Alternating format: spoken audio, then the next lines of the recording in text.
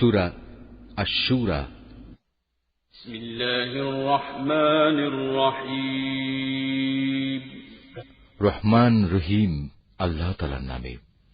হা মীম আইন scene calf. হে নবী, এভাবেই আল্লাহ তাআলা তোমার উপর এই সূরাগুলো নাজিল করছেন। তোমার পূর্ববর্তী নবীদের কাছেও তিনি তা নাজিল করেছেন। আল্লাহ তাআলা পরাক্রমশালী, প্রজ্ঞাময়। আসমান সমূহে যা কিছু আছে জমিনে, সবকিছুই তার মালিকানাধীন। তিনি সমুন্নত, তিনি মহান। আল্লাহ তাআলার ভয়ে আসমান সমূহ তাদের উপরিভাগ থেকে ফেটে পড়ার উপক্রম হয়েছিল। এ সময় ফেরেশতারা তাদের মহান মালিকের পবিত্রতা ও মহিমা ঘোষণা করতে থাকে। তারা দুনিয়াবাসীদের জন্যও তখন আল্লাহ তাআলার কাছে ক্ষমা প্রার্থনা করতে শুরু করে। তোমরা জেনে রেখো, আল্লাহ তাআলা হচ্ছেন ক্ষমাশীল, পরম দয়ালু।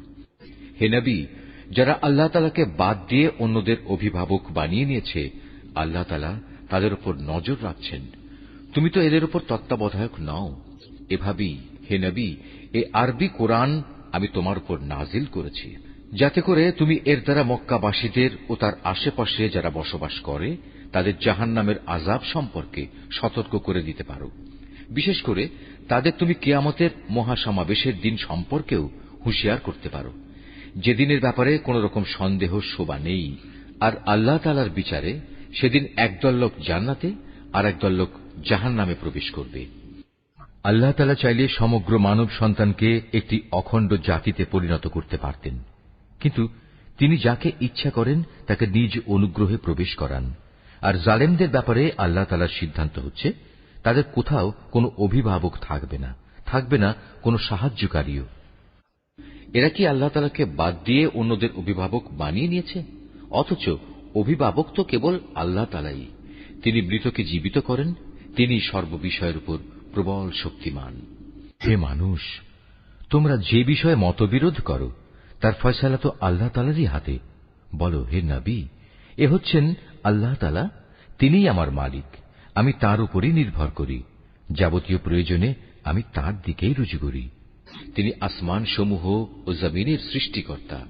তিনি তোমাদের নিজেদের মধ্যে থেকে তোমাদের জন্য যুগল সৃষ্টি করেছেন। তিনি পশুদের মাঝেও তাদের জোড়া সৃষ্টি করেছেন। এভাবেই তিনি সেখানে তোমাদের বংশ বিস্তার করেন। সৃষ্টিলোকে কোনো কিছুই তাঁর সদৃশ নয়। তিনি সর্বশ্রোতা, তিনি সর্বদ্রষ্টা। আসমান সমূহ ও জমিনের সমস্ত চাবিকাঠি তাঁরই হাতে। তিনি যার জন্য ইচ্ছা করেন রিজিক বাড়িয়ে দেন, আবার যার জন্য চান সংকুচিত করেন।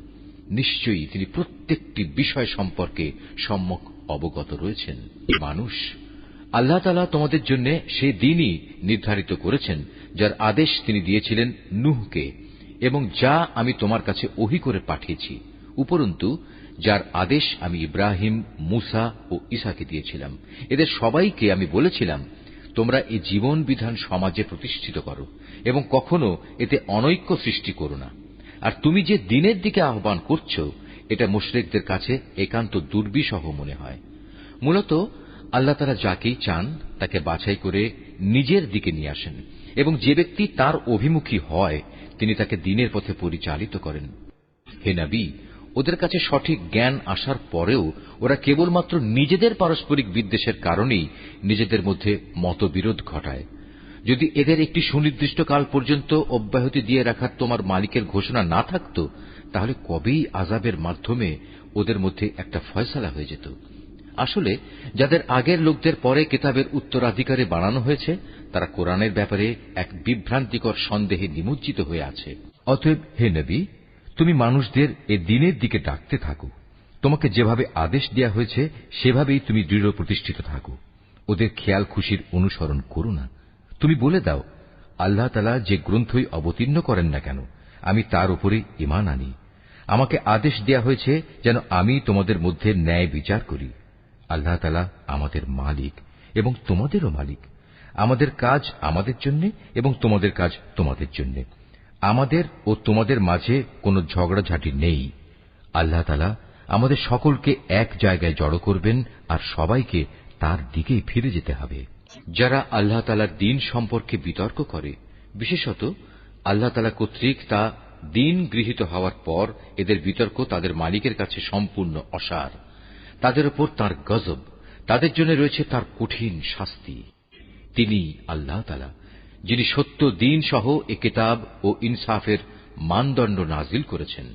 হে নবী, তুমি কি জানো সম্ভবত কিয়ামত একান্ত কাছে এসে গেছে?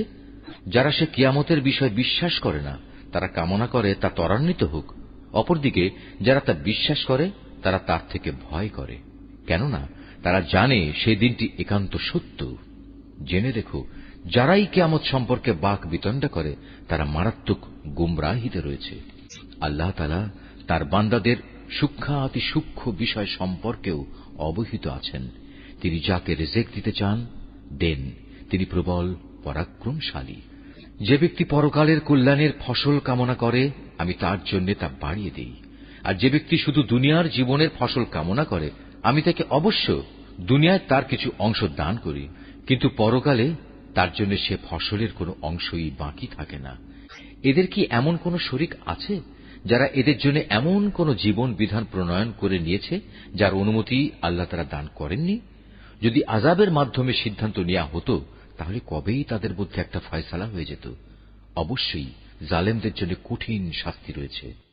হে নবী, সেদিন তুমি এ জালেমদের দেখতে পাবে তারা নিজেদের কর্মকাণ্ডের শাস্তি থেকে ভীত সন্ত্রস্ত, কেননা তা তাদের উপর পতিত হবেই। কিন্তু যারা আল্লাহ তাআলার উপর ঈমান এনেছে এবং নেক কাজ করেছে তারা জান্নাতের মনোরম উদ্যানে অবস্থান করবে। তারা সেদিন যা কিছু চাইবে তাদের মালিকের কাছ থেকে তাদের জন্য তাই সেখানে মজুদ থাকবে। এটা হচ্ছে আল্লাহ তাআলার মহা অনুগ্রহ, আর এ হচ্ছে তাই নিয়ামত। আল্লাহ তাআলা তার সেসব বান্দাদের যার সুসংবাদ দান করেন, যারা এর উপর ঈমান এনেছে এবং নেক কাজ করেছে। হে নবী, তুমি বলো, আমি তোমাদের কাছ থেকে এ দিন প্রচারের উপর কোনো পারিশ্রমিক চাই না, তবে তোমাদের সাথে আমার আত্মীয়তা সূত্রে যে সৌহার্দ্য আমার পাওনা রয়েছে সেটা আলাদা। যে ব্যক্তি কোনো নেক কাজ করে তার জন্য আমি তার সে নেক কাজে অতিরিক্ত কিছু সৌন্দর্য যোগ করে দেই। অবশ্যই আল্লাহ তাআলা ক্ষমাশীল ও গুণগ্রাহী। হে নবী, এরা কি বলে এ ব্যক্তি আল্লাহর উপর মিথ্যা আরোপ করছে? অথচ আল্লাহ তাআলা চাইলে তোমার দিলের উপর মোহর মেরে দিতে পারতেন। আল্লাহ তাআলা বাতিলকে এমনিই মিটিয়ে দেন এবং সত্যকে তার বাণী দ্বারা সত্য প্রমাণ করে দেখিয়ে দেন। অবশ্যই মানুষের অন্তরে যা কিছু আছে সে সম্পর্কে তিনি সবিশেষ অবহিত রয়েছেন। তিনিই হচ্ছেন আল্লাহ তাআলা, যিনি তার বান্দাদের তওবা কবুল করেন এবং তাদের গুনাহ খাতাও তিনি ক্ষমা করে দেন। তোমরা যা কিছু করো সে সম্পর্কেও তিনি জানেন। তিনি তাদের ডাকে সাড়া দেন যারা তাঁর উপর ঈমান আনে এবং নেক আমল করে। তিনি তাদের নিজ অনুগ্রহে তাদের পাওনার চাইতে বেশি সওয়াব দান করেন। হ্যাঁ, যারা তাকে অস্বীকার করে তাদের জন্য কঠোর শাস্তি রয়েছে। যদি আল্লাহ তাআলা তার সব বান্দাদের রিজিকে প্রাচুর্য দিতেন তাহলে তারা নিঃসন্দেহে জমিনে বিপর্যয় সৃষ্টি করত। তাই তিনি পরিমাণ মতো যাকে যতটুকু চান তার জন্য ততটুকু রিজিকই নাজিল করেন। অবশ্য তিনি নিজের বান্দাদের প্রয়োজন সম্পর্কে পূর্ণাঙ্গ ওয়াকিবহাল রয়েছেন এবং তাদের প্রয়োজনের দিকেও তিনি নজর রাখেন। তিনি আল্লাহ তাআলা, তারা যখন বৃষ্টির ব্যাপারে নিরাশ হয়ে পড়ে তখন তিনি বৃষ্টি প্রেরণ করেন এবং এভাবেই জমিনে তার রহমত ছড়িয়ে দেন। মূলত তিনি অভিভাবক, তিনি প্রশংসিত। তার কুদরতের অন্যতম নিদর্শন হচ্ছে স্বয়ং আসমান সমূহ ও জমিনের সৃষ্টি। এ দুয়ের মাঝখানে যত প্রাণী আছে তা তিনিই ছড়িয়ে ছিটিয়ে রেখেছেন। তিনি যখন চাইবেন তখন এদের সবাইকে আবার জমা করতে সক্ষম হবেন। হে মানুষ, যে বিপদ আপদই তোমাদের উপর আসুক না কেন তা হচ্ছে তোমাদের নিজেদের হাতের কামাই। আল্লাহ তাআলা তো তোমাদের অনেক অপরাধ এমনিই ক্ষমা করে দেন। তোমরা জমিনে আল্লাহকে ব্যর্থ করে দিতে পারবে না। তিনি ছাড়া তোমাদের কোনো অভিভাবক নেই, নেই কোনো সাহায্যকারীও। আল্লাহ তাআলার কুদরতের নিদর্শন সমূহের মধ্যে সমুদ্রে বাতাসের বেগে বেয়ে চলা পাহাড় সম জাহাজগুলো অন্যতম। তিনি ইচ্ছা করলে বাতাস স্তব্ধ করে দিতে পারেন, ফলে এসব নৌযান সমুদ্রের বুকে নিশ্চল হয়ে পড়ে থাকবে। নিশ্চয়ই এ প্রক্রিয়ার মাঝে ধৈর্যশীল ও কৃতজ্ঞদের জন্য নিদর্শন রয়েছে। অথবা তিনি চাইলে বাতাস তীব্র করে সেগুলো তাদের কৃতকর্মের কারণে ধ্বংস করে দিতে পারেন। অনেককে আবার তিনি ক্ষমা করে দিতে পারেন। যারা আমার কুদরতের নিদর্শন সমূহের ব্যাপারে খামাখা বিতর্ক করে তারা যেন জেনে নিতে পারে এখন আর তাদের পালানোর কোনো জায়গা নেই। তোমাদের যা কিছুই দেয়া হয়েছে তা দুনিয়ার কতিপয় অস্থায়ী ভোগের সামগ্রী মাত্র, কিন্তু পুরস্কার হিসেবে যা আল্লাহ তাআলার কাছে আছে তা উত্তম ও স্থায়ী। আর তা হচ্ছে সেসব লোকের জন্য যারা আল্লাহ তাআলার উপর ঈমান আনে এবং সর্বাবস্থায় তারা তাদের মালিকের উপর নির্ভর করে, যারা বড় বড় গুনাহ ও অশ্লীল কার্যকলাপ থেকে বেঁচে থাকে, বিশেষ করে যখন রাগান্বিত হয় তখন তারা অন্যদের ভুল ক্ষমা করে দেয়, যারা তাদের মালিকের ডাকে সাড়া দেয়, নামাজ প্রতিষ্ঠা করে, যাদের কাজকর্মগুলো সম্পাদনের সময় পারস্পরিক পরামর্শই হয় তাদের কর্মপন্থা। আমি তাদের যে রিজিক দান করেছি তা থেকে তারা আমারই পথে খরচ করে, যারা এমনই আত্মমর্যাদা সম্পন্ন যখন তাদের উপর বাড়াবাড়ি করা হয় তখন তারা প্রতিশোধ গ্রহণ করে। মন্দের প্রতিফল অনুরূপ মন্দই হবে, কিন্তু যে ক্ষমা করে দেয় এবং আপোষ করে আল্লাহ তাআলার কাছে অবশ্যই তার জন্য যথাযথ পুরস্কার রয়েছে। আল্লাহ তাআলা কখনো জালেমদের পছন্দ করেন না। কোন ব্যক্তি যদি তার সাথে জুলুম সংঘটিত হওয়ার পর সমপরিমাণ প্রতিশোধ গ্রহণ করে তাতে তাদের উপর কোনো অভিযোগ থাকে না। অভিযোগ তো হচ্ছে তাদের উপর যারা মানুষদের উপর অত্যাচার করে এবং পৃথিবীর বুকে অন্যায়ভাবে বিদ্রোহের আচরণ করে বেড়ায়। এমন ধরনের জালেম লোকদের জন্য রয়েছে কঠোর আযাব। যে ব্যক্তি ধৈর্য ধারণ করে এবং মানুষদের ক্ষমা করে দেয় সে যেন জেনে রাখে অবশ্যই এটা হচ্ছে সাহসিকতার কাজসমূহের মধ্যে অন্যতম। হে নবী, যে ব্যক্তিকে আল্লাহ তাআলা গোমরাহ করে দেন তার জন্য তিনি ছাড়া আর কোনো দ্বিতীয় অভিভাবক থাকে না। তুমি জালেমদের দেখবে যখন তারা আল্লাহ তাআলার আযাব পর্যবেক্ষণ করবে তখন বলবে, আজ এখান থেকে ফিরে যাওয়ার কোনো পথ আছে কি?